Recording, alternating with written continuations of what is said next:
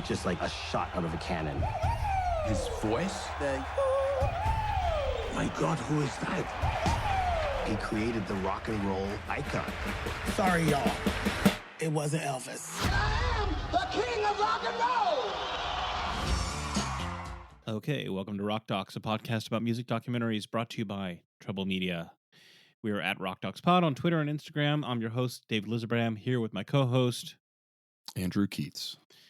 Today's movie is Little Richard, I Am Everything, directed by Lisa Cortes, released in the year of our Lord 2023. It's about, of course, Little Richard. Sometimes in these intros, Andy, we go like, so what's your relationship with this artist? Are you familiar with them? Do you know their music? Little Richard's kind of hard not to know. But what's your relationship with Little Richard? Let's just do it. Well, I would. It is relatively interesting. I was thinking about this because, like, I think Little Richard is one of a very small handful of musicians whose presence in my life predates any knowledge of music. Basically, Right. Yeah, you know, like he's one of the games that comes with the system. You he's Altered Beast with the Sega Genesis. You don't need to buy anything. You just know Little Richard when you get started. You know, he's the Duck Hunt of Yeah. rock and roll. Okay. Depending Depending on how old you are, these jokes are going to land or not Yeah. for different generations. Yeah. Even just you going Duck Hunt and me going Altered Beast is a specific micro generational. There you go. Totally different. Reveal. Uh, The earliest memory I think I could find of him is or that I could think of him. He came on the Mario Brothers TV show on which was like a Saturday morning or after school / like half cartoon, half weird in person, like Clubhouse type thing. I don't know if you're probably a little too old for that. not ringing a bell, but sure. Let's go with it.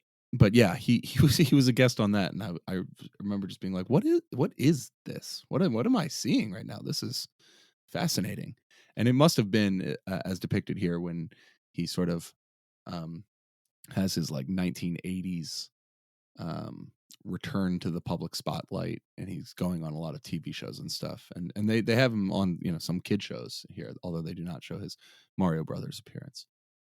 Yeah, it seems like if you could make his quote, he would show up on your TV show and he would be Little Richard. He would come and do the whole thing, and I remember he did the whole thing on the Super Mario Brothers TV show, no question. Like, I'm just dying to know how that happened. Like the writer's room or the producers, like, I bet we can get Little Richard, or he was on some other show and it was like, he was totally professional. He showed up. He did exactly what we wanted. He hit his marks. It was great. People loved it, and my mom was real happy. So let's do it again. Yeah.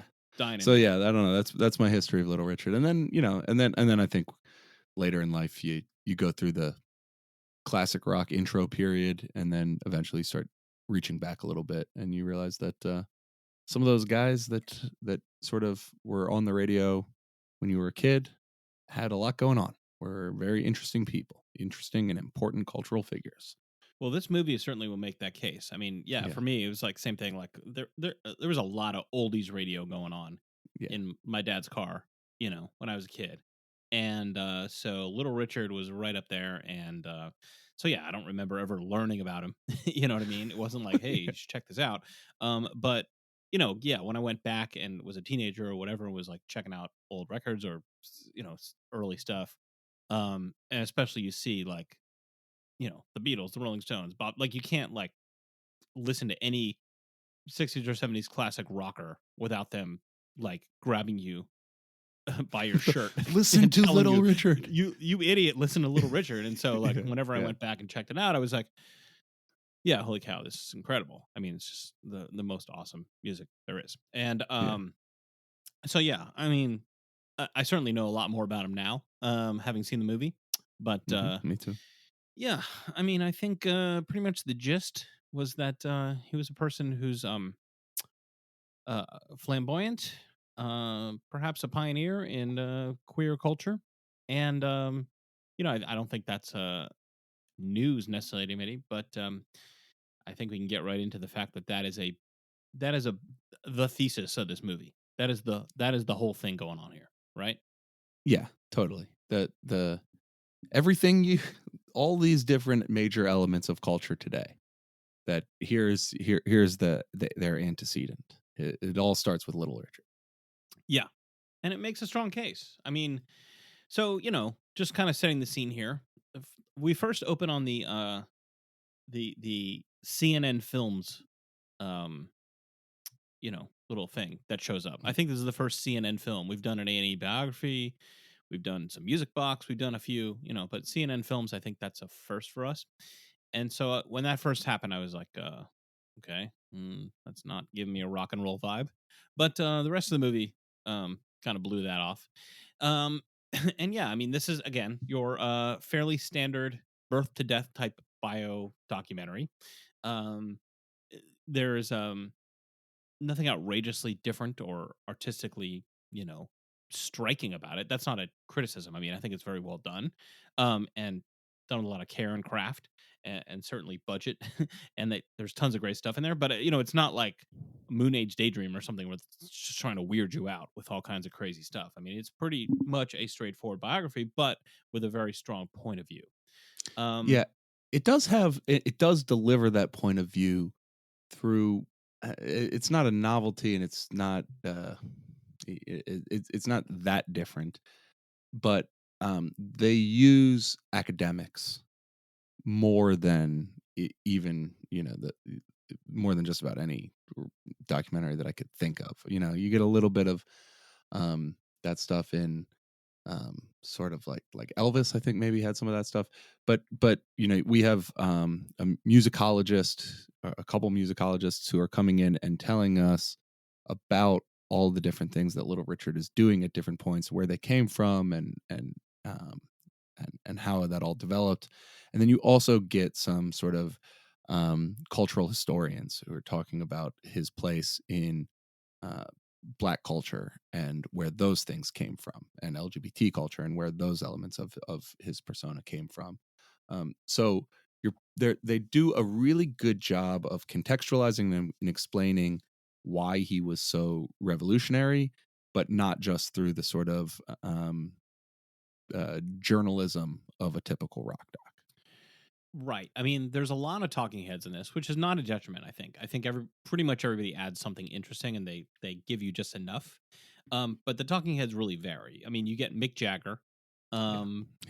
I don't think you get a ton of other like musicians of. I mean, you get you see old interviews with Paul McCartney, but contemporary you get Mick Jagger, and then you get people who are in his life, from like his family members and people that he had, let's say, romantic relationships with, and people from his bands and so forth. You get a lot of those people, and then you get the academics, commentators who are primarily, maybe all, um, queer people of color.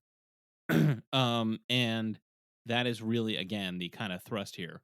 And I mean, I guess it's it's pretty safe to say that you and I are not from that culture.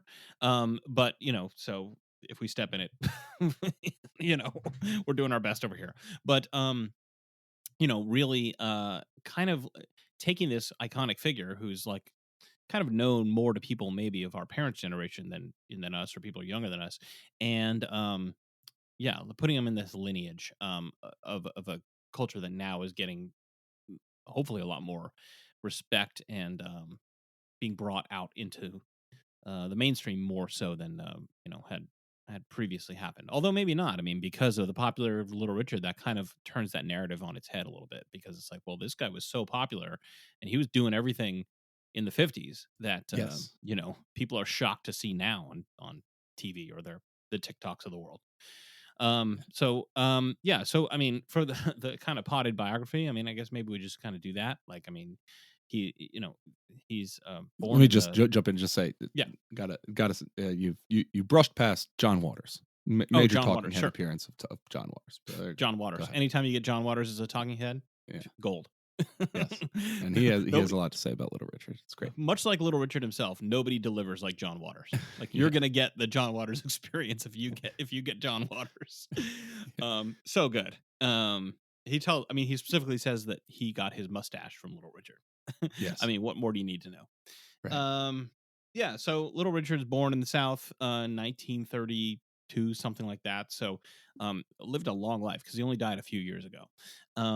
And obviously, one of many children. In a his father was. It seems like his father 11 was. kids. Yeah, 11 kids. Macon, Georgia. His father was a minister, but also a bootlegger, Yeah. and had a music club of sorts, Yeah. and a sort of real character. Um, Yeah, it kind of just seems like a big shot in a small town. Like, yeah, yeah, he's the exactly. guy at the church. He's the guy that makes the whiskey, and yeah, he's got a club over there right now. I think Right. probably You need didn't a keep regular hours at the club. Sort of right, all as catch as catch can is the right. sort of vibe I got from it. Yeah, You need a few bucks. He might be able to, spot right. you a loan. Yeah, yeah. Just kind of the guy you got to know. Mm-hmm. Um, Yeah, so it seems like he had a good relationship with his mother and the father. It it seems like he more or less came out as Little Richard day one. Yeah, It wasn't like he was a straight A student and for all captain of the football team. yeah, and He was and also it's not like the people around him didn't get it. Like, no people are at pains to say his mother knew exactly who he was from when he was a little boy. Understood that he wasn't like her other kids, and she just loved him. She just loved him unequivocally. Dad did sort of, they say disown, but doesn't seem like their parting was permanent or even all that long. But definitely, his dad was more apprehensive about his son being queer than his mother was by a lot. right, and so he can kind of seem, I guess, maybe like this person was just a unique character. But this person who appears often in the film, Zandria Robinson, I think is her name. She starts out by saying, the South is the home of all things queer, and by Mm-hmm. queer she means basically anything different from the norm. Mm-hmm. Like Mm-hmm. not necessarily just homosexual, but that includes that. But that because of the unique circumstances of the South, it you know created this circumstance where a lot of people were exploring things or behaving in ways that were different. And so kind of making a case that there's other people out there, who Mm-hmm. Little Richard wasn't unique in that sense, although obviously his own personality and talent were, you know, all his own. So again, just kind of like again, not just positioning him as like this sort of eccentric figure, which is kind of the way that I think he was always presented to the white rock audience.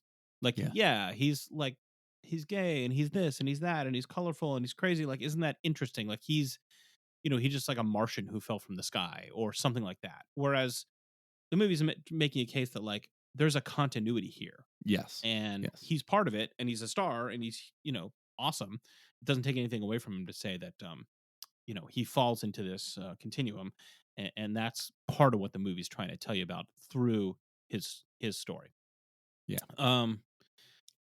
We kind of jumping in here. One thing I wanted to mention before we forget is that like I noticed the first shot of the movie after you get like the CNN films and whatever that kind of stuff, the first like real shot of the movie is him on a talk show, I think in the 70s.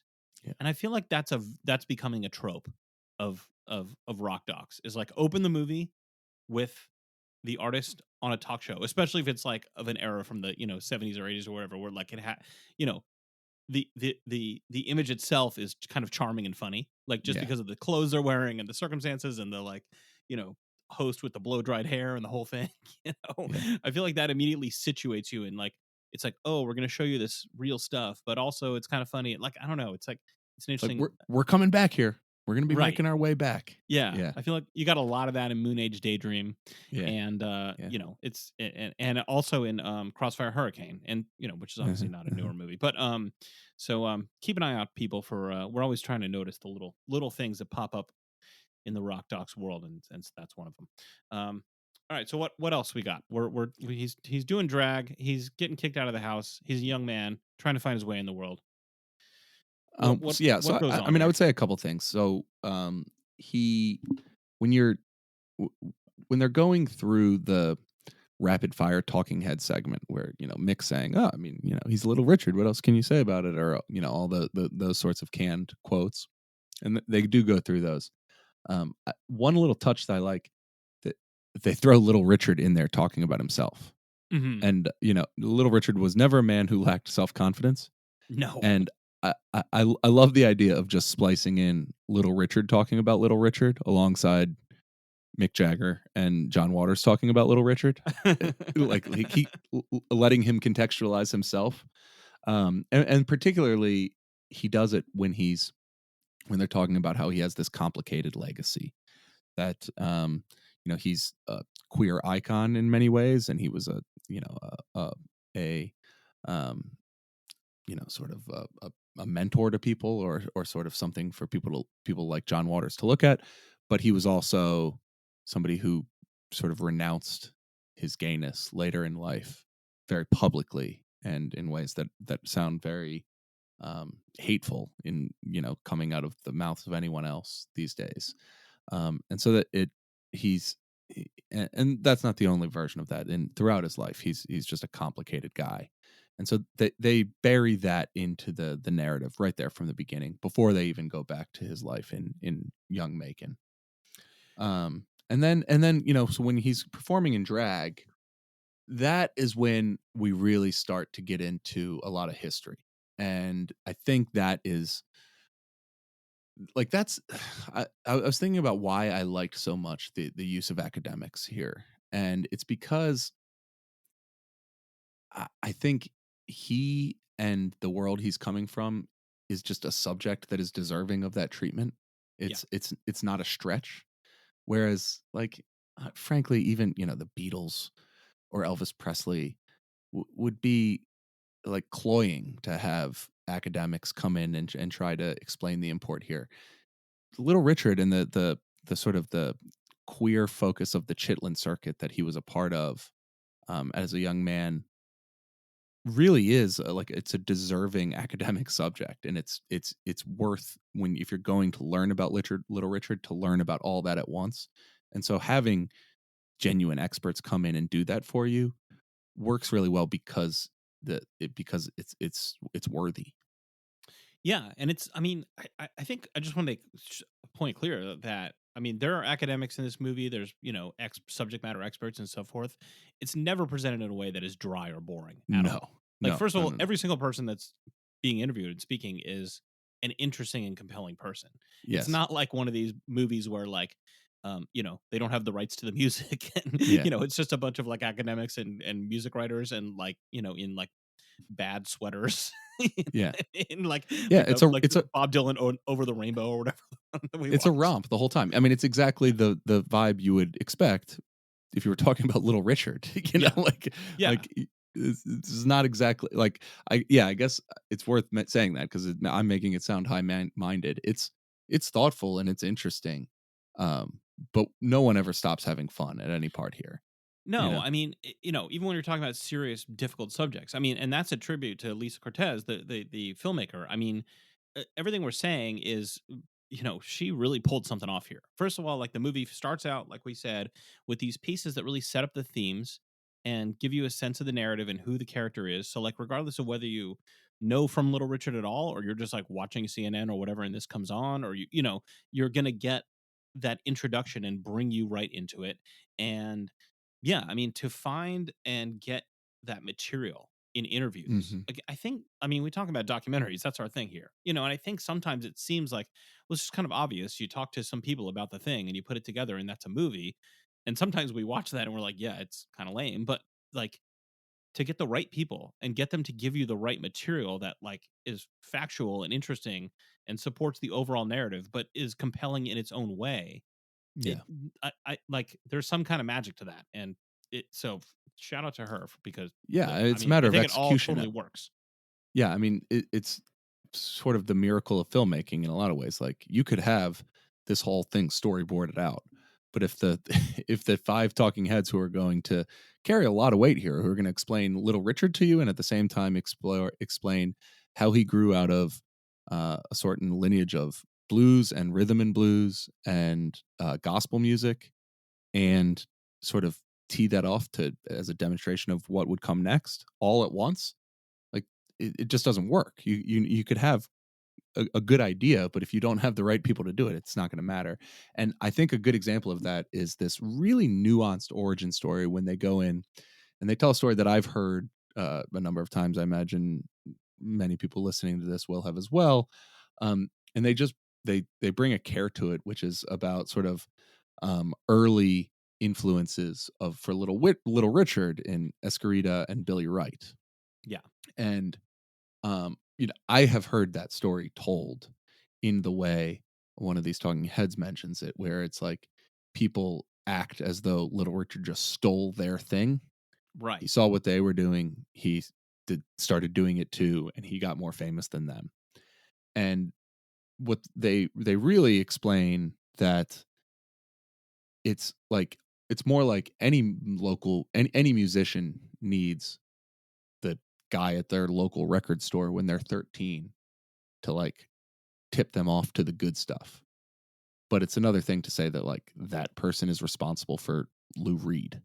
Right. You know, right? Like these people were certainly influences on him, and it's not a coincidence that Little Richard became Little Richard coming through playing at the same clubs they did. But it's so insufficient to suggest that they were doing something. He started doing it, and then he got famous. He did it in his own way. He made it his. He was, more talented in a lot of ways. But he himself says, he stole Billy Wright's hair, and he got a lot of ideas about how to play with gender from Escarita, and so that's what. Yes. Okay. Agreed. Now, the turn is of course that like once he becomes super famous and is one of the if not the one of the primary inventors of rock and roll, then you get white artists, Mm-hmm. Elvis and and Pat Boone and the Yeah. Beatles and the Rolling Stones coming along and doing his shtick and becoming in many cases much more financially successful and so forth. And the movie definitely takes the position that like to some That was extent bad. this was all a ripoff, right? Yeah. So like it's a nuanced position. I'm not saying one's right or wrong. I'm just saying like I could see how if you are Billy Wright, who is a somewhat successful artist on the Chitlin circuit, but not a Not Little not Richard. not a person that like 70 years later they're going to make a big documentary about and these two idiots are going to talk about it. I mean it's like he's he's a not a slam on him, but in the grand history of music, he's becomes a footnote. And that I could see if you're him or somebody who was aware of that, you could certainly say like, well, how come it was Little Richard, not this other guy who's just as talented or had whatever, or who was there first? And I guess why can't you say the same thing about the Pat Boones of the world? I don't know. Well, yeah, I mean, so I think race plays a big part of it, and the sort of deliberate actions that were going on with Pat Boone. Like Pat Boone was literally going, "Wow, okay, that's really something. What if we had a white person do it in a much less sexualized way, so that we could make way more money on it for ourselves?" Which is not in any way, at least I don't think, and this movie doesn't say, the sort of calculated, deliberate stealing that Little Richard is doing. I think Little Richard it would be more similar to like, David Bowie to like T-Rex or something like that. Sure. Right? Like, Yeah, it's a pretty considerable difference, and I think, and the other thing I was thinking about a lot in this is, you have Elvis Presley covering Little Richard like almost instantly. right. And this movie absolutely makes the case that was deliberate racism, and the effects of it were deliberate and racist. Or the type, maybe not racist, but the type of appropriation that effectively erases the predecessor instead of giving tribute and credit to what came before. Right. And we've covered a bunch of different movies that at this time, covering the most popular song on the radio, if you were another very popular recording artist and contemporary of that person, was normal. like, you know, these sorts of like covering an artist that did something 6 months earlier and actually cutting it and releasing it as your own was It not was an happening abnormal all the thing time. all the time. It Yeah, was not, all day long. you know, Tina Turner and Sly were doing it. And, you know, I mean, everyone was doing it. The Beatles and the Rolling Stones were doing it, certainly, but there were Yeah, I don't know you know, how much. non-racial ends of it. I don't know how much prior to that white artists were covering songs that were made popular or created by black artists. I think that Yeah. was kind of a new thing at the time. I mean, Yeah. I'm sure there are examples. Yeah. You know, and I'm thinking of, you know, whatever. Western swing was kind of taking some elements from jazz. So, like, you know, there's probably there's a precedent, but maybe not on that level. Yeah. I mean, well, so one example, one little uh, ditch I could drive us into here is Please do. this you know, so they're talking about all the different um things that as shocking as Little Richard is, and like I think if you have a certain mindset about how retrograde life was before, you know, probably like whoever's listening to this, before you turned 10 years old, you probably assumed that like things were just like absolutely hateful and bigoted, Right. and only now are we okay. And but so if you had that mindset, then um you would think of a cross-dressing queer black man singing openly about anal sex in public. It would be like not what you would, I think, expect about 1955 America. And they do a good job of explaining like the precedent for that in the Chitlin circuit and the sort of dirty blues, Ma Rainey and like Lucille. Oh yeah, right. They played. What was her name? Oh, Lucille Bogan. Yeah, Lucille They Bogan. played a clip of one of her songs, and boy, Yeah, it's dirty. yeah, Like, yeah, don't tell more, Cardi B about this because this is dirty. right. It's more, She'll yeah. be shocked. It's as dirty as anything by Cardi B, right? And that's exactly the point. And there were, you know, there was other music like that. For instance, CC Rider, that is covered by the Grateful Dead, was a dirty blues classic that Yeah. was like Easy Rider, I think was another version of it that was called. And you know, so that became like a Grateful Dead staple. And you know, I don't think anybody's out there claiming that there's like a fraught racial history with Grateful Dead playing CC Rider, right? And Yeah. because it fits into playing the staples of the American music's vast influences, whether they're like old Irish folk songs or, you know, Appalachian bluegrass or dirty blues from the South. It's but that's different than what Pat Boone did to Tutti Frutti, which Yeah, was I'm like not intended to anesthetize it, you know? right. Yeah, it's like how white can we make this, and how palatable can we make it, Yeah. and it's all a joke, and it's you know, I mean, it's not to say that music doesn't have humor. You know, Little Richard's Right. music doesn't have humor. It's obviously it's supposed to be humorous, but it does come I from mean, that's a how he played that song. He you know, right. I was Yeah, reading an interview with him today. He'd been playing that for years, and it never occurred to him that that was his hit. He just right. thought it was a good way to get a laugh out of his crowds, you know? Right, exactly.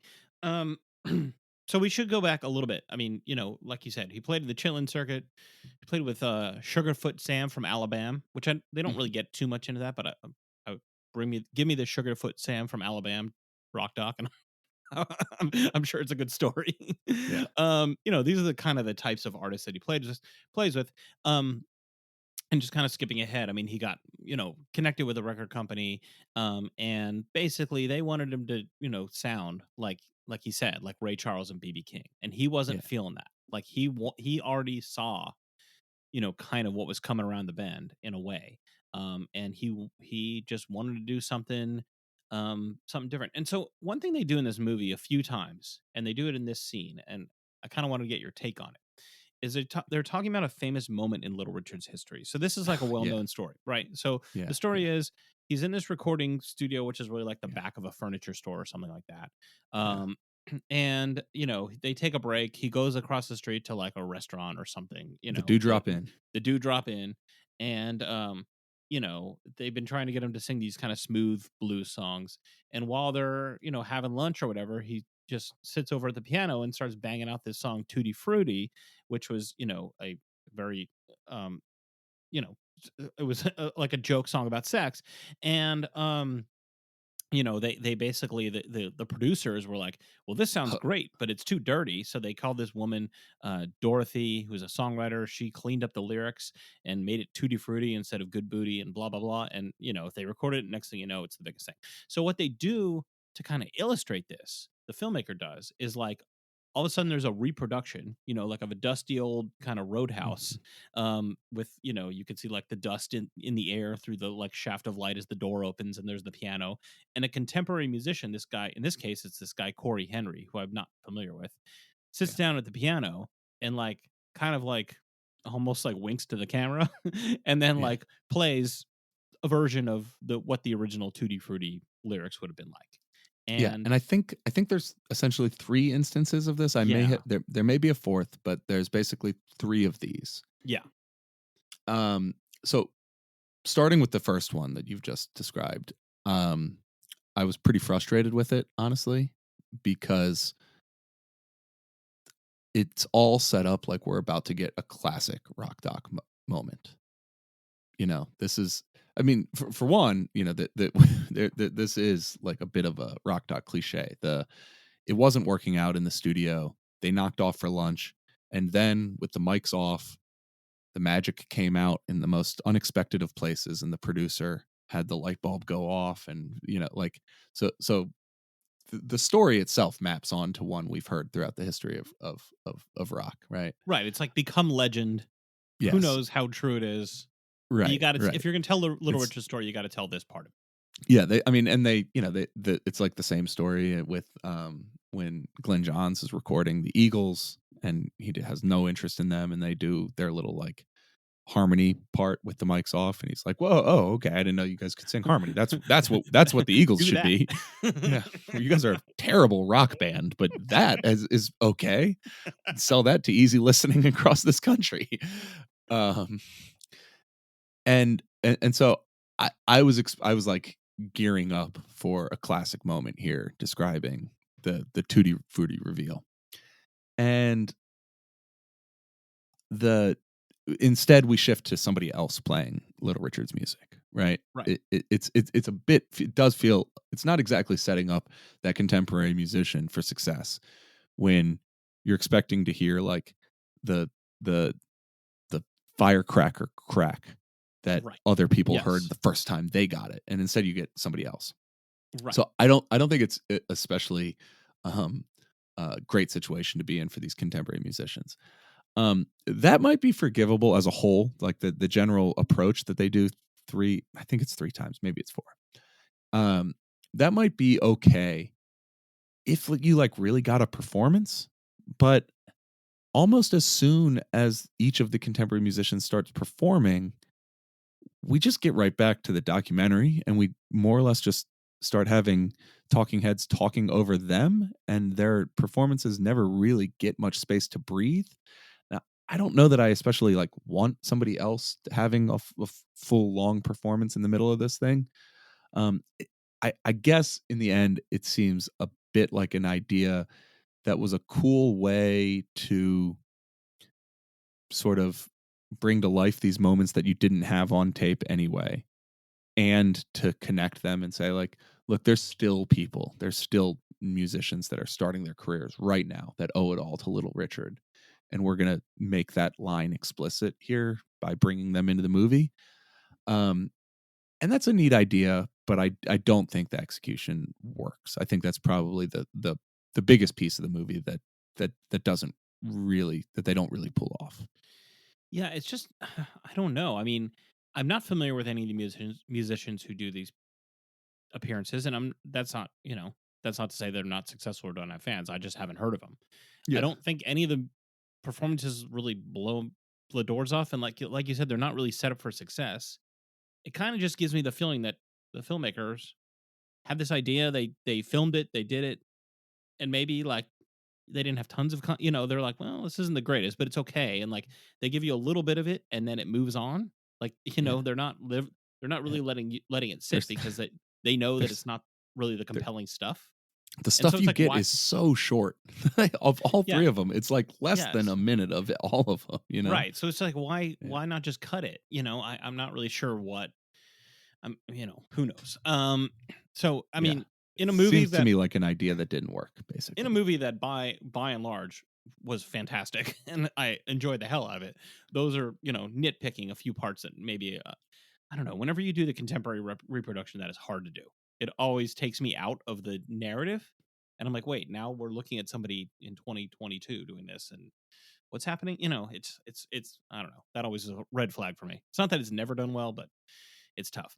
Um, there's a brief discussion. There's a brief clip of Little Richard talking with Bo Diddley and Chuck Berry, like the three Yeah, of them in yeah, the '80s. That's from the Hail Hail Rock and Roll documentary about Chuck Berry, which we really need to do a podcast about. It's yeah, phenomenal. But it's really brief. That goes back once or twice in the movie, and it's super yeah, brief. And like they're talking about like what it's life was like on the road back then. And Bo Diddley, I think, says like we paved the road and everybody else drove on or something like that. And yeah, then they all kind of laugh and that's it. And there's a couple of those moments, and I'm like, my God, somebody please find that original footage, like however long yeah. you have, 20 minutes, have like however long Put you it had all with out. these three guys. Yeah, Please, we like none of them are around anymore. yeah, yeah, Somebody's got to have the rights. Please, I would love to see 20 minutes or whatever you have of Bo Diddley, Little Richard, and Chuck Berry talking in the 80s, just joking around, telling stories. I can't imagine something I want to see more. Like, make it yeah. happen. So when once Little Richard cuts his record and it starts selling, and I think this is when they use this one of these Bo Diddley, Little Richard, Chuck Berry clips, is when Little Richard is saying, you know, like black records were not for white consumption. Um, they were like an underground thing for black people. This was the music industry was as segregated as Macon, Georgia was. Yeah. And uh and it's Chuck Berry who says, "Yeah, but those white kids found it. Like Yeah. they weren't allowed to have it, but they found it, man." And I don't think in that clip that's where Little Richard was going. I think Little Richard was sort of just like airing out, the truly bigoted world that he grew up in and that he came up in through fame. And Chuck Berry's like, "Yeah, but isn't it amazing that like we wouldn't be ignored? That like the enough DJs played it and there were kids driving their cars, and if you had a transistor radio, like there was no underground. If you could find the signal, you could listen to the music, and they did, and they found it. Right. And then you get John Waters showing up talking about how Yeah. he heard this music in Baltimore when he was coming up, and he's like, everybody listened. There was three stations and he lists them off that played black music in Baltimore, and everybody listened to that. That's what everybody Yeah. listened to. He said even racists listen to black music. Yeah. But Which I got to say is like a very Baltimore reality. well, okay, you would know. Yeah, that is like I mean, we don't need to get into it, but John Waters saying that is like he is talking about Baltimore. That is So yeah, but going back to the Chuck Berry thing, what you said, I mean, that is really the difference in a way between them. I mean, Chuck Berry like presented himself in a way that like a lot of people when they first heard his voice, they didn't know he was black. You know what I mean? yeah, And yeah, his image for a while, at least when he first came out, was much more clean cut, and much more calculated, um, to appeal to a broader quote unquote white audience. Um, and very successful at it. And Little Richard was not on that trip at all. Like he did his thing and the world came to him. yeah, yeah, You never get a sense that he compromised anything to try to appeal to anybody. Like he was just such a star. He was a natural star that it could not be denied. And I mean, hmm we haven't even gotten into it, but the movie has an enormous amount of clips from all eras of his career of him performing live and and they're amazing. I mean, they're electrifying. electrifying. Absolutely. Like, well, and so here's one thing I think the movie does really well. I think it's a pretty cool bit of movie making is when he starts playing and they start cutting in those early clips, those electrifying clips. They do it with like a really fast cut with images of like the Big Bang, Oh or yeah. depictions of the Big Bang, of flowers blooming, of Yeah. caterpillars emerging from a cocoon, of all of these different signifiers of the most dramatic reinventions in the Yeah. natural world. Sure. And I think like lots of different filmmakers have tried their hand at explaining what the birth of rock and roll was like, what, how exciting that must have been to a 15-year-old and why people reacted the way that they did to it. Baz Luhrmann does Sure. tries his hand at it in Elvis just this past year. And I really like the way they do this one here, and I think it works really well. Yeah, absolutely. I mean, it could seem corny or a cliche, but it's just well done. Like it's just Yes. situated in this Yes. moment where you just get this explosion of excitement, and it's just like every possible way to convey through filmmaking what that felt like. Yeah. I really like that. So I mean, we can kind of go through the biography. I mean, there's a lot of different characters that come in and out of this are really interesting. I mean, there's Lee Angel, who was um a woman who 16 to be fair, but yeah, okay, well that was the time. They sure. met, and everybody was surprised that he was with a woman. But she, it seems like she was a really, a real kind of progressive character herself. And there's other there's other people that we meet that are in his life. Sir Lady Java, who was Yeah. I mean, now I'm sure you would categorize this person as trans.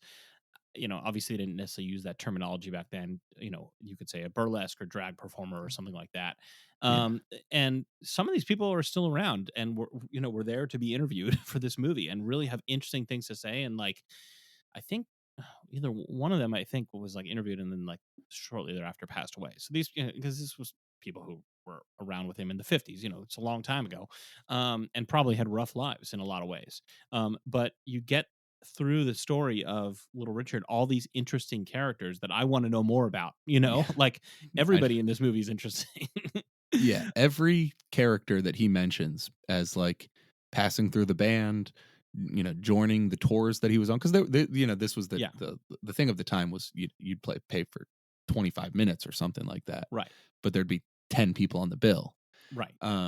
And so there'd be just these other performers that would come in and join the show, and it's like a sort of hard to tell which of them were performers versus roadies and sort of hangers on. It was sort of just like a traveling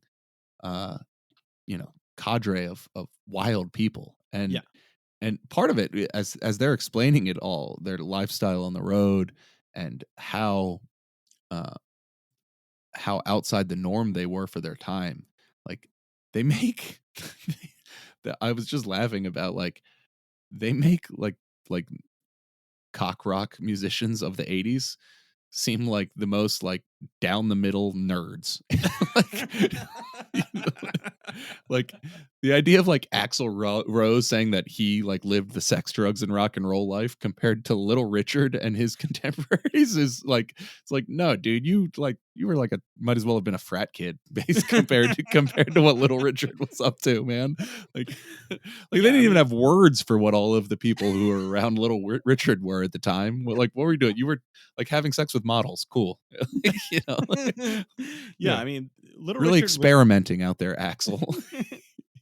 Yeah, there is a lot of footage of Little Richard on talk shows in the 70s, 80s, 90s, whatever, talking about endlessly about orgies. Just a lot, just like it seems like it was one constant thing. And he's like, everybody loves orgies. And, some people never want to leave. And, you knock on my door, whatever's going on, I'm joining. ready. I'm going to, if I'm not done yet, I'll be joining. Which I think is exactly what he says. His drummer says, just casually, they just goes, I slept with 1,400 women, which is like, it's such a specific number that I can't, you can't question it. Just like, if he said 1,000, it's like, he just means a lot. But and I feel like I was doing the math, and that guy wasn't even in the band that long. Like, he was putting up numbers. You know what I mean? 1,400. That guy also, by the way, I love that they take him to the train station in Macon, Georgia, and as the train's pulling off, Little Richard's like, "That's what I want your drum sound to sound like." Yes. And I could only think of our friend Lee Scratch Perry, who says that the rocks crashing together is what he was mimicking with his drum sounds. Well, Okay, did you catch what Yeah. Little Richard's band was named? It They were was the Upsetters, the Upsetters. That's right. which is what Yes. they Okay. Lee Perry's Little Ri- nickname. yeah. I So wonder. there you Yeah. go. Little Leap. little crossover there. I wonder if they ever hung. Probably would I have been wonder if quite a Scratch ever party. ever like sampled Little Richard. Probably did, but I mean, did they ever cross paths? Maybe. Who knows? I mean, Would've been who wild. didn't In the Little 80s? Richard cross paths with? Yeah, exactly. I guess so. It's true. There's no way he would even know everybody he crossed. As far as you They can tell. probably were in an orgy together. Honestly, Could have been. Not impossible. Yeah. All right. So famously, Little Richard goes on this tour to Australia, and he has this religious kind of revelation. Like he sees like angels holding up the plane, and then he lands, and he's doing it. He's at a stadium singing, and he sees a ball of fire over the stadium, which somebody in the movie thinks was Says actually it the was- Sputnik satellite. Yeah. But whatever. And he famously threw his rings in the ocean and gave up his lifestyle. And it actually goes back, and he goes to college. He goes to a Seventh-day Adventist black college called Oakwood College. You get some of his classmates interviewed briefly, and I wanted more. Just like everything, you always want more. And he just like was living the straight life, like studying, carrying a Bible, Walking around and- campus carrying a Bible, and if you cross paths with him, he was gonna stop you to sit down and pray. Right. He meets this woman, Ernestine Harvin. They get married. She's you hear her voice. You don't see hers. I don't know if she passed away, what happened, but he just says like, "Oh yes, he was positive, loving, and caring, like everything you'd want a husband to be." And I guess what the issue was that like he's kind of trying to become a preacher. But he's living the lifestyle. He's still driving the nice cars and all that kind of stuff. And like being a preacher is not bringing in the bucks. So he just kind of starts getting back into music, or he records a gospel album, but back into rock and roll music where the money is. And that's kind of the gateway drug to the lifestyle. So basically, it's like, well, then he divorced Ernestine, and like you never hear about her again. It's Sure. she's I mean, discarded there's from the story. Yeah, and and then they at the beginning of his life they talk about how obviously his dad was a preacher, and God was in his life from the beginning. He believed in God. He was a religious man throughout all of this time, and you sort of just get a picture of a person who, in spite of how self-possessed he was and what a singular person he was sort of in conflict with himself throughout it all. Right. And so it sort of manifests in this like up and down. I'm going all the way out. I'm turning it all the way off. I'm going all the way out. I'm turning it all the way off. Right. And look, I mean, it goes back and forth in the movie where there's periods of time where he's really renouncing homosexuality. He's very outwardly religious, selling Bibles, that kind of thing. Other periods of time where he's the rock and roll party guy and goes back and forth. And I mean, one thing I was thinking was like, okay, this movie really makes the case that like this movie's told from one of those points of view, right? You've got primarily a lot of the talking heads being, queer, black, people who are celebrating that, who he was. What you don't really have in the movie is people from another point of view, which you could make a movie from a conservative religious perspective and say like, here's a guy who's lived part of his life on the right side and another part of his life being a sinful person. Right. And I'm like, look, that's not my perspective. You know what I mean? I'm not like writing for that. I'm just saying like, you could probably make an interesting documentary from the complete opposite sides, and flip the dark and light aspects of his life. And I don't know that would be wrong. You know what I mean? Like, I don't know that Little Richard himself, depending on the day you caught him, would agree or disagree with one or the other perspective. I mean, this movie is taking its own perspective from a progressive left-wing, whatever contemporary point of view. And I'm down with that. But so the parts of his life when he is shown to be very religious and very outspoken like those are seen as like, well, it's really a shame that because of his background he went through this struggle and he had these periods where he felt ashamed of himself or his back, etc. And I mean, yeah, I can't disagree, but I also just think there's another story to be told here. It's the same story. It's just which frame you put over it. Right. Yeah. Yeah. Yeah. One thing I was amazed by with Little Richard is that when he renounces his life in Australia and goes back to college, it's 1957. Yeah, right. All this has Everything happened. all this He's has happened in 25. 2 years. It's Well, crazy. yeah, the whole rock and roll thing. The whole all rock happened. and roll thing was in 2 years. Right. Yeah. I mean, Amazing.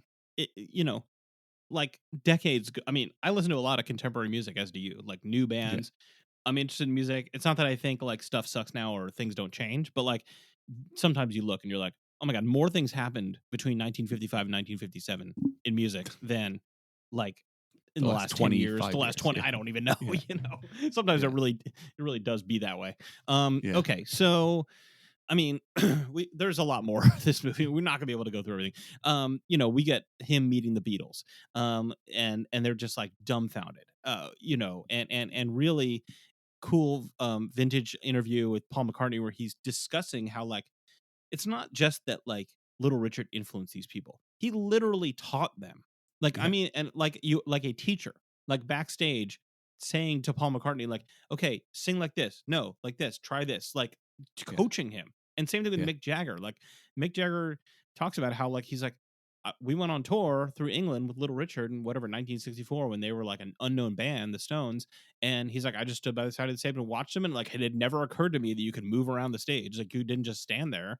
He's like, I got to see Little Richard 30 times, and he's just like, whatever, 60 years later talking about it, and he's still kind of dumbfounded that he was so lucky. Yeah, I mean, it's funny. You know, we laugh about, or we talked about, I should say, during the Tina doc, about the story that Tina taught Mick Jagger how to dance, but it's like Little Richard very literally taught Mick Jagger like how to be a frontman. He taught him how to use the stage, how to engage the crowd, how to be the person between the band and the crowd, and to bring them to life. And then you like watch the clip. They show the clips of Little Richard. And it's like, oh yeah, he's doing what Mick ended up doing. He's doing the Mick thing. Exactly. And it's interesting because you get Little Richard. So it shows the two sides of him where like on the one hand he's very generous, like he was financially generous with people. People talk about how he would pay your bills, he'd pay your rent, he'd pay whatever. He was like just constantly helping people out, all these backing musicians, and nobody he was never bragging about it. He never made it a thing. He was just generous, and also he was generous with his time, with these up and coming musicians like the Beatles. And on the flip side, he always was resentful that when people became more, successful, popular, got more recognition, awards, and things like that. So there's a flip side of him, like where he was both generous, but also jealous of the results of that generosity to some extent. Yeah, I mean, I think the way it's portrayed in the movie, certainly especially the end of his life. And when I say the end of his life, I mean like from like the late 80s until when he died, which is a long time. The sting became very clear that for all his fame, for as much as people, considered him, and he, I don't really think he ever had a period where like he wasn't considered one of the true godfathers of rock and roll. But for all of that fame, it never escaped his notice that he never won a Grammy, that he wasn't getting the Lifetime Achievement Awards that Chuck Berry got, and that there was a sort of like that he was somehow held at a distance compared to his true contemporaries, and that the people that he influenced got so much more famous than he did. And it's it's not just a black white thing. It's not just his resentment for the Beatles and the Stones. He clearly is very resentful about how much more fame Jimi Hendrix and James Brown ended up getting after playing in his band than he ever did. Right. Yeah, I mean, he, I guess, it's the queer thing. It's whatever, I mean, for one thing, I mean, really, as important as Little Richard is, in terms of the music that most people know, like it's like 6 songs that all came out in a year. You know what I mean? He just came out hot. And then he did continue to record from time to time and did gospel music and different things. But he wasn't that big of a recording star at any point after that. No, I mean, compared to James Brown, I mean, there's no question that James Brown left a larger, or like a longer mark on music than Little Richard. Right, and even Jimi Hendrix too, even though his life was Short. short, there's still a lot of material there. Yeah. But, Little Richard really thrived as a live act, and that was, Yes. as an entertainer, in a Yeah. different Yeah. way than Yeah. like a composer or, whatever you would consider it. Um, yeah, so there's some great stuff, or complicated stuff, but certainly compelling and entertaining about how he was in the first class of the Rock and Roll Hall of Fame in like '86, but he had been in a car accident, On and the they way show, to it. yeah, on the way, and they show the video of like him being pulled out of the car and like on this stretcher in a neck brace, like screaming. It's Blood on really, his face, yeah, it's yelling shocking. as they like lift him in. It was shocking. It's hard to watch. Yeah. And it had, basically what seemed to have happened is that he had flown to London to get close a record deal and was given $30 in cash, or $30,000 in cash, that was put in the car. So that was found in the car.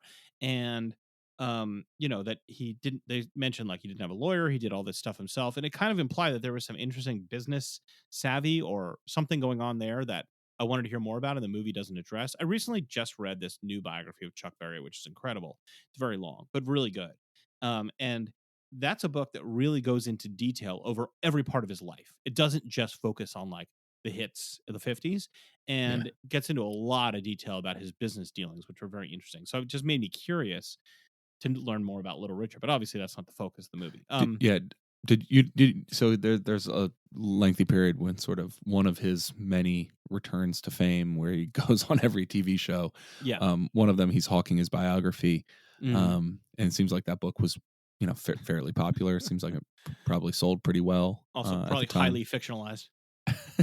Yeah, but you haven't read that, I don't think. No. I suppose. But No, yeah, when he was hawking it on, whatever, Sally Jesse Raphael or whatever in this movie, I was like, oh, I got to track that down. I bet that's yeah, good. yeah, me too. I had the same thought.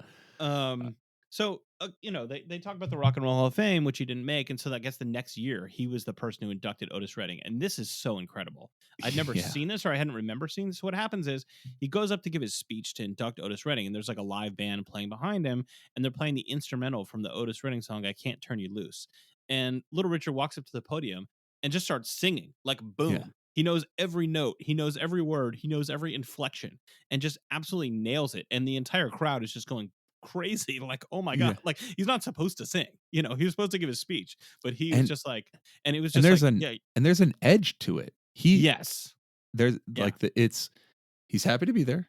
He's got good things to say about Otis Redding, but like jumping in and singing that song is his way of saying like I, I am one of the great ones.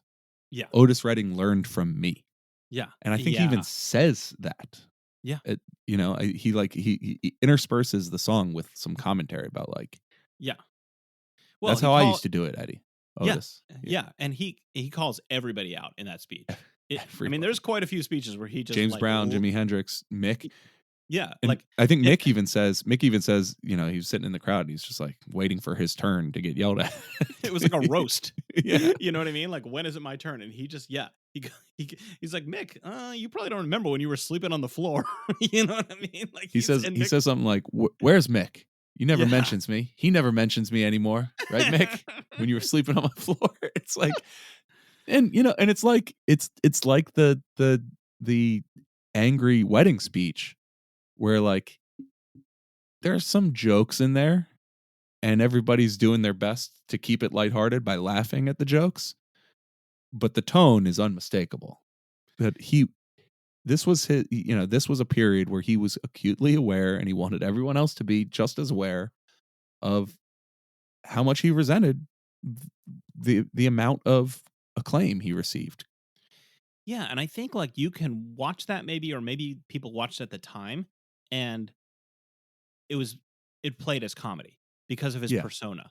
Because he's so over the top and like everything's to the max, and he's doing his bits and his woo and like his like eye rolling shtick, right? Yeah. But the movie contextualizes it. Yeah, he's going, shut up. Like apparently he invented the term "shut up." Or popularized. Yeah. Yeah, I'm not 100% sure about that one, but okay. Some careful language in the doc about exactly how to describe his role with the term "shut up." But but yeah, I mean, I do think that there's like a like for lack of a better term, like a bitchy use of shut up that's Yes. is meant to be endearing. Sure. That you know, I'd be willing to believe he gets the credit for that one. Sure. You know, Yeah. I don't know. I mean, I'm sure there's Maybe somebody else did a high five before Dusty Baker, but he gets the yeah, credit. yeah. So yeah, but I mean, the speeches are where he just calls everybody out. Are yeah, the movie contextualizes them as like, yeah, there's some real anger here that he, Yeah. he's not just doing shtick. He's not just being a roast comedian. You know what I mean? Right. But like that it's coming from a real place. And so again, it's like the movie really does a good job of taking all this material and putting it into a context. So you're watching an entertaining movie that's just keeping you going along, and you know you can't wait to see what happens next, but also is telling a story and weaving these themes together. So Yeah. that's great stuff. I mean, I don't know. We're kind of getting in. I think we kind of ran down most of it. I mean, like the movie doesn't Yeah. basically skips over the last 30 years of his life, as these Yeah. movies tend to do. And I bet there's Basically. more interesting stuff there, but that's not the focus of the movie. So hey, who am I to say? I got a couple quick things I want to ask you about. So, the movie I think wants to take a good long, unsparing look at when Little Richard was publicly denouncing his gayness and saying Yeah. and being proud of the fact that he was not gay anymore. And that he even says, I think on Letterman, I realized that God wanted Adam and Eve, not Adam and Steve, Right. which is like something you imagine like the dumbest conservative guy in your neighborhood to say at like a or or like Ben Shapiro just discovered this joke or something like that. Right. And I think the movie wants to be. They're not going to let him off the hook easy for this. They make a point to mention how hard that would have been to hear for people who looked up to Little Richard and who that helped him. He helped them come out, and then to have him sort of betray the gay community this way. I personally find it really hard to judge him for it. His like sort of public disavowal of homosexuality. I mean, I understand why somebody else would be more judgmental than I am. I think that's fine, but for me, it's really just in keeping with the sort of up and down nature of his life. That seems like a guy who was just in conflict with himself, and so it makes it seem like such a personal thing that I have a hard time being too harsh about the effect it would have had. Yeah, I mean, obviously he grew up in this religious context. Mhm. He, I guess he was always seeking the approval of his dad, I think. And the Mhm. movie talks about how, like, when he was very young, maybe like 18, Little Richard was very young, how Little Richard's best friend shot and killed his dad, Little Richard's dad. Yes. And Yeah. it's not mentioned at all. Like, it's mentioned, but then there's no explanation. What happened? What was Right. like, it's just like, oh, and then my best friend shot my dad. Yeah. And so then I went to go work and wash dishes at the Greyhound bus station to support my mom and siblings. And so, that kind of hole that was left in his life may have had part of, who am I to psychoanalyze Little Richard? But there's a lot of things that I don't know, it's easy to dismiss behavior that can be seen as reprehensible by saying, well, he was a complicated person. It was a different Sure. time, Sure. you know? Sure. But I don't know. I mean, what else are you going to say? It's like he was a complicated person. It was a different time. Yeah. And I don't know I can't imagine the pressure that it's like to have to be Little Richard every day of your Yeah. life. You know what I mean? Like Absolutely. it's a lot. It's just Yeah. any clip of him. It's like, whoa, man, how do you Yeah. keep that going? I mean, yeah, exactly. And so then the other one, I just thought that the discussion of appropriation in this movie was especially good. I think it was especially good because it took another step that discussions of appropriation don't always take to make it more than scorekeeping, more than like, I think an unsophisticated discussion of appropriation can sometimes be a cousin of saying, "Oh, I liked that band before their big album, Right. before their big label debut. I saw them play to 50 people." Right. And the way it is discussed here, the seriousness with which it's discussed, and the completeness of the conversation shows how much more than that it is. That that appropriation can be obliteration, as they say, and that it can erase an entire community's experience with a thing and take their ownership of it away from them, and leave them with nothing. And that I mean, that is what happened with rock and roll. I mean, like that, they have that conversation when they're talking about, like, I think in the 90s, and they're pointing out that, like, yeah, there was Living Color and Fishbone, and I don't remember who else Bad Brains. and Bad Brains, right? But like otherwise at that point, like the black community basically had no touchstone to rock and roll anymore. And that was, I mean, that was the world I grew up in, was that, like, rock was white people music and black people liked rap music. And when white people liked rap music, they were pretending to be black or whatever. And when they have that conversation at the end of this 2-hour movie that shows that the black community's relationship with rock and roll was not coincidental, it was not fleeting, it was like from nose to tail the thing. It belonged to the black community. It was launched by the black community. I think it is an impressive depiction of how complete appropriation can be, and not just using a sound off of somebody else's record without crediting them or something like that. Yeah, I hear that. I mean, yeah, look, cultures mix all the time. You know what I mean? Yeah, It's like yeah, the idea yeah. of fusion cuisine is not something Right. that just like was invented in 1987 or something, right? I mean, like Yeah. every culture you can think of is a mix.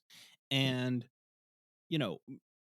whether it's the folk tradition or whatever you want to call it, like you can always look back and say person B took something from person A, but Yeah. you can always look back and see all the people that came before this person A that you've decided was the originator, the authentic article. Right. And, so, I mean, yeah, the movie addresses the complexities and it certainly takes a point of view. Yeah, I'll agree that it does make a stronger case that everybody took from Little Richard. But yeah, I mean, But not just from Little Richard, yeah, from the people that he took from too. Sure, from the whole culture, Yeah. Yeah.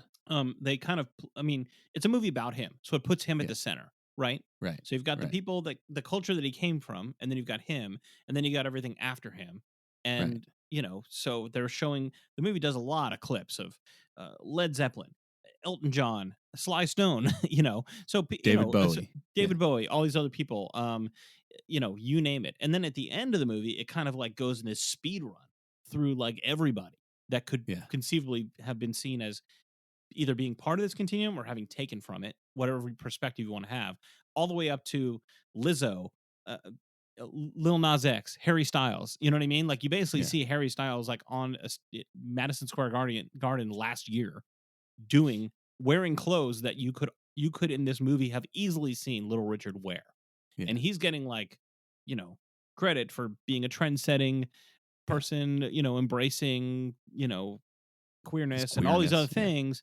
And it's like, yeah, this dude was wearing that exact outfit. He's wearing that literal outfit. Yeah, He's in doing that literal outfit and giving interviews with the media about how he sleeps with both men and women. Right, and everybody else, not to mention.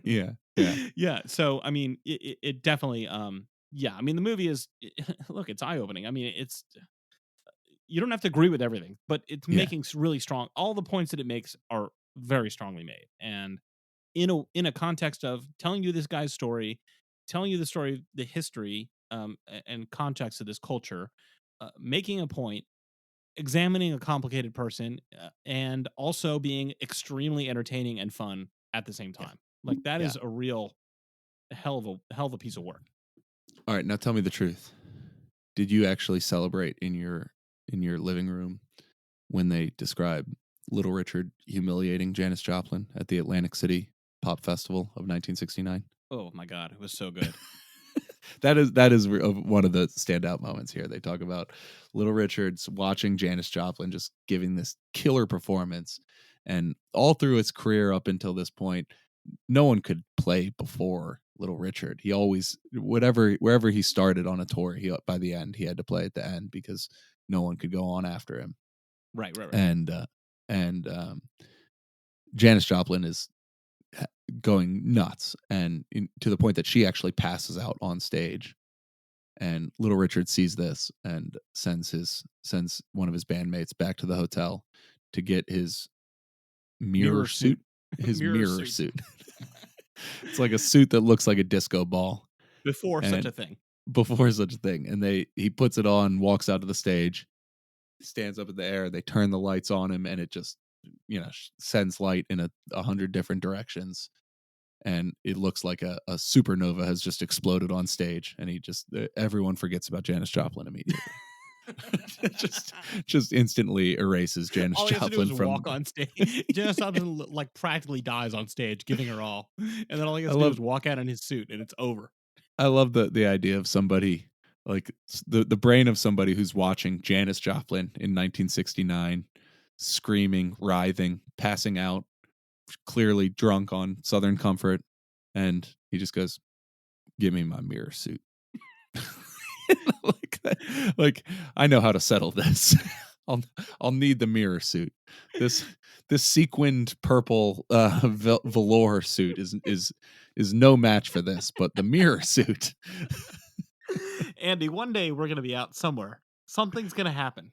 Yeah. And I'm gonna say to you, I'm gonna turn to you and say, Andy, go get my mirror suit. Go get my mirror suit. And you're gonna know. Know exactly what you mean. Yeah. Oh my God. There's so much great. I mean, just unbelievable. The most quotable person of all time, Little Richard. Everything he says is incredible. In every context of his life, he could not be boring for 1 second. It was impossible. He did not live he lived like 90 years, and not 1 second of that was boring. No. Incredible. Make 100 more movies about Little Richard. Yeah. This is we should also say, I think this is the second documentary that we have willed into existence on this show. We we obviously willed this one into existence. And Meet Me in the Bathroom, is that the other one? Yeah. Both of those in our early episodes, we used to talk a lot about which documentaries we wanted to be made, and then they went and made all of them. They've made 2 of them. Well, we're 1 for 2.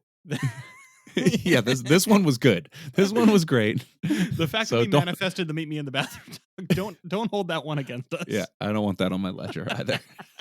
Yeah, we did kind of manifest this. Who else should we manifest? Let's do it. This is our moment. Little Feat. Who do you want to see? So Little Feat, yes. The one I've been wanting, that I think I've been thinking a lot about, like a contemporary band that is not done, that wouldn't be an entirely a look back, that I would want to see. I would want to see like a year in the life of King Gizzard, Lizard Wizard. Okay. Yeah. Because I think it's entirely possible that they'll never be bigger than they are right now. Mm-hmm. For one, because they're pretty big, and for another, because they're a weird band, a niche-y, weird. Yeah, Australian, it's entirely possible this is as big as they can get. But I don't think it matters, right? Like, what's interesting about them is the insanity of what it must be for them for a year at a time to make like 5 records like they did last year and be on a world tour the whole time somehow. Yeah. Like, truly, how does it happen? Where do the 5 records that sound like 5 completely different bands. 5 records that sound like 5 totally different bands. And all also sound like King Gizzard and the Lizard Wizard. Yeah. And a world tour. I just like I actually don't understand it. I need the movie so that I can understand what's happening. You need a TikTok to explain how they're getting this done. Yeah, that would be a good one. Mm-hmm. Make that happen, world. All right. There you go. Okay. Well, if there's any other, I guess usually we ask, would you recommend this movie? But obviously the answer is yes. Obviously the answer is yes. 1,000% yes. Come on. Thumbs are through the roof. The answer is yes. We should say here, though, this will be streaming on HBO Max, correct? I think so. It'll be on CNN and HBO Max. I think they're the same company. It's all on whatever. And should be out almost exactly at the time that this episode releases. Yeah, so. They were nice enough to provide us with a screener, which is a thing that you get when you're cool and you get to watch a movie before other people do. And we get that. So don't be jealous. Although at the time that this is coming out, it's not even before. As you're listening to this, you get to just listen to it. You may have already seen it. You're like, what are these guys talking about? Who cares? What are they talking about? Who cares? Yeah. Anyway. But yes, it's a great movie. Watch it. Lisa Cortes, thumbs up, high five. Shut up. In the words of Little Richard, shut up. In the words of Little Richard, shut up. In the best possible way. Yeah. All right. Thanks for listening to Rock Docs. If you liked what you heard, please go ahead and leave us a review on Apple Podcasts or wherever you found us. It helps other folks find out about the show and allows us to manifest other music documentaries into the universe. Let us know what you think about the show on Twitter at Rock Docs Pod. Rock Docs is a Treble media podcast. Treble's a fully independent media outlet devoted to music, as are we. You can find out more at treblezine.com. And if you'd like to support the community of writers and creators behind Treble, please head to patreon.com/treblezine. Give them your money. They're good people. And thanks for listening to Rock Docs. The first songs that you love that your parents hate is the beginning of the soundtrack of your life. Little Richard's lyrics were too lewd to get airplay on the radio. They was not that dirty. They were just as clean as you were. The South is the home of all things queer. They called him a sissy, a punk. I was not supposed to be the hero for their kids. Little Richard has an incredible string of hits. And so what they did was they said, we're going to put the white bucks on it. Got a gal, her name's Sue. Knows just what to do. Shut up! The legacy of Little Richard is complex. Did you know that Elvis Presley and Pat Boone sold more of Tutti Frutti than I did? Little Richard was renouncing his queerness. He didn't want to burn in hell. That's the way we were taught. He was very, very good at liberating other people. He was not good at liberating himself. Little Richard gave the world permission to be. Ready, set, go, man, go! Long Uncle John with bald head Sally. He saw Aunt Mary come in and he ducked back in the alley. Michael was inspired by me. Prince, James Brown, I discovered him. Jimi Hendrix was my guitar player. I used to stand on the desk and do Little Richard. I love you, Paul. Hello, Linda. Everyone was beholden to him. He spit on every rule there was in music. I was unpredictable. They didn't know what I was going to do. Now you got it. God gave it. Show it to the world.